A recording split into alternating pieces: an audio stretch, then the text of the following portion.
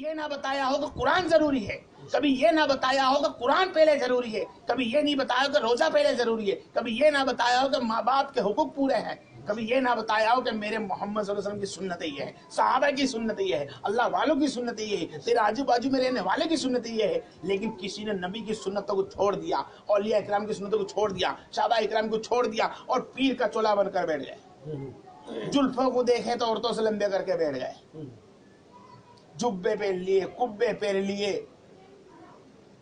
بڑی بڑی انگوٹھیاں پہن لی، مالے پہن لیے، پتھر بانٹتے ہو گئے لوگوں کو۔ نعوذ باللہ، اللہ تک رسول صلی اللہ علیہ وسلم نے سخت بنا بتایا کہ بڑایا کہ پیر تو وہ ہوتا ہے، پیر وہ ہوتا ہے جو میرے محمد صلی اللہ علیہ وسلم نے بتایا ہے کہ پیر اسی کو کہا جائے گا جو کسی مرشد کسی مرید کو کہہ دے کہ اللہ کے سوا کسی کے ہاتھ نہیں چومنے ہیں، اللہ کے سوا کسی کے پیر نہیں چومنے، اللہ کے سوا کسی کے سامنے سجدہ نہیں کرنا ہے، اللہ کے سوا کسی کا سواگت نہیں کرنا ہے۔ بے شک بے شک۔ اگر چومنا ہی ہے، اگر تجھے چومنا ہی ہے ہاتھ،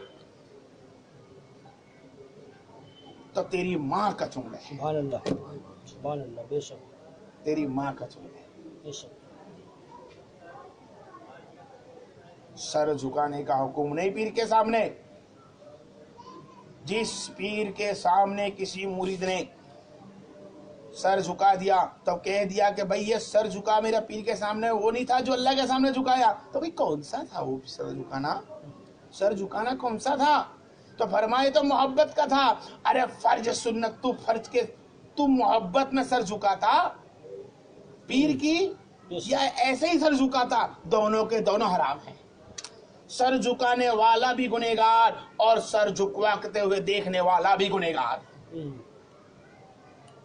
کہ سر صرف جھک جائے کسی کے سامنے ہاتھ بن کر، چاہے پیچھے ہاتھ بن کر جھک جائے یا یوں ہاتھ بن کر جھک جائے، سر یوں جھک جائے تو صرف رب کائنات کے سامنے اور کسی اور غیر اللہ کے سامنے نہیں، چاہے وہ کتنا بھی بڑا عالم علماء ہوا، چاہے وہ کتنا بھی بڑا پیر و مرشد ہوا، لیکن وہ ایک احتیاط دے گا کہ تم کو چما چٹی کی اجازت نہیں۔ اگر چومنے کا حکم ہے تو اپنی ماں کے ہاتھ چوم لے، اور کچھ چومنے کا حکم ہے تو محمد صلی اللہ علیہ وسلم کا نام لکھے تو انگوٹھوں کو چوم لے، تو یہ سنت میرے ابوبکر صدیق کی ہے۔ سبحان اللہ۔ پیر کو چاہیے کہ اپنے مرید کو، اور اللہ کے رسول صلی اللہ علیہ وسلم تو یہاں تک بتایا، ان کے نواز سے بتاتے ہیں سیدنا غوث اعظم رضی اللہ عنہ کہ تمہارے پاس جب کوئی مرید پیر آئے،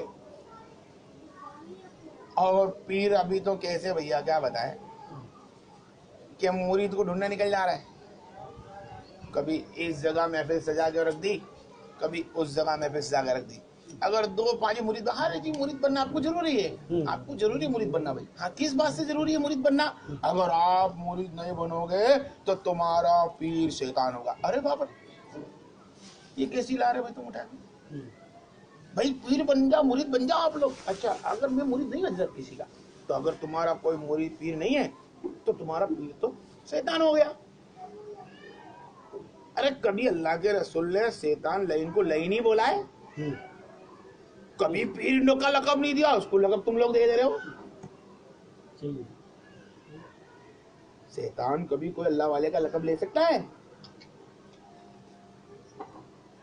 یہ من کرن کہانیاں بتائیے پیروں کی، جو کچھ پیر ایسے بن کے بیٹھے ڈھونگیے، صرف مرید بڑھانا، ہاتھ ملانا اور اپنے ہاتھ کو اس کے ایک ہاتھ میں رکھنا، دوسرا ہاتھ پیرے سے کھینچ لینا اور اپنی جیب میں جانے دینا، پھر ہاتھ ملانا، پھر یہ ہاتھ کھینچنا، پھر جیب میں جانے دینا۔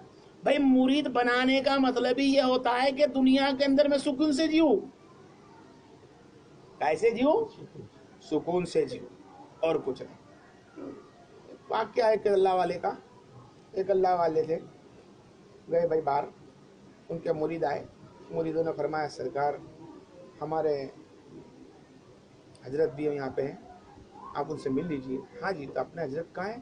بولے کہاں رہتے ہیں؟ بولے بس اس مسجد کے قریب۔ بولے ہم مسجد میں نماز پڑھنے جا رہے ہیں۔ وہ مسجد میں نماز پڑھنے گئے، ایک اللہ والا تھا، پیر تھے وہ بھی، نماز پڑھی۔ نماز پڑھنے کے بعد ان کو بولا بھائی آپ کے پیر ان میں سے کون سے؟ بولے نہیں ہمارے پیر نہیں آتے۔ کیا بول دیا؟ ہمارے پیر مسجد میں نہیں آتے تو نماز نہیں پڑھتے کیا آپ کے پیر؟ نہیں پڑھتے ہیں. کہاں پڑھتا ہے بھائی؟ وہ تو گھر میں بھی پیر پڑھتے ہیں. ہم بولتے ہیں ان کو سرکار نماز پڑھنے چلیے تو حضرت ہم کو یوں بولتے ہیں کہ میں تو 5 وقت کی نماز مدینہ میں پڑھتا ہوں. کیا بول دیا کہ 5 وقت کی نماز میں مدینہ میں پڑھتا ہوں. تو دوسرے پیر صاحب نے بولا جی جناب آپ کے پیر تو بہت بڑا عہدے والے ہیں, بہت بڑا درجہ دکھ رہا ہے جو مدینہ میں نماز پڑھ رہے ہیں.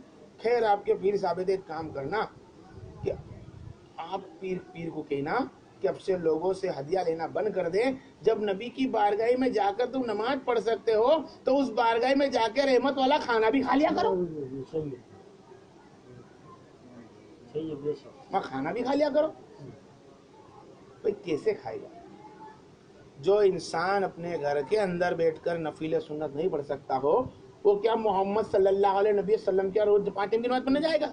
جو بازو میں اللہ کا مقام ہو وہاں جا کر نماز پڑھنے تیار نہیں ہے وہ کیا محمد صلی اللہ علیہ وسلم کی بارگاہ میں نماز پڑھنے جائے گا؟ نہیں رے بھائی نہیں. آج کل کے پیر سے بچنے کی کوشش کراؤ, لوگوں کو بتاؤ کہ وہ پیر سے تم مرید بنو جس پیر نے تمہیں 1 سال تک اس کے پاس بٹھا رکھا ہو, ڈائریکٹ بیت نہ دیکھو. یہ میرے غوث اعظم کا فرمان ہے. کیا فرمان ہے؟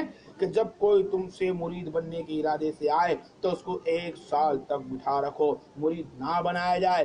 1 سال 2 سال 6 مہینے 4 مہینے تم ساتھ بھی کرنا. اگر تیار ہے ٹھیک ہے, لیکن مرید کا مطلب ہوتا ہے تیار کرنا, تیار کروانا, اور پیر کا مطلب ہوتا ہے اس کو تیار کرنا. بھئی کس کا مرید؟ بولے بھئی ہمارا مرید ہے.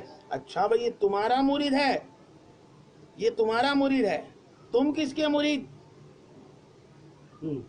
تم کس کے مرید؟ تو پیر بولتا ہے میں اس کا مرید, میں اس کا مرید, وہ اس کا مرید. بھائی لائن چلتی جا رہی ہے. بھائی اللہ کے رسول نے تو یہ چیز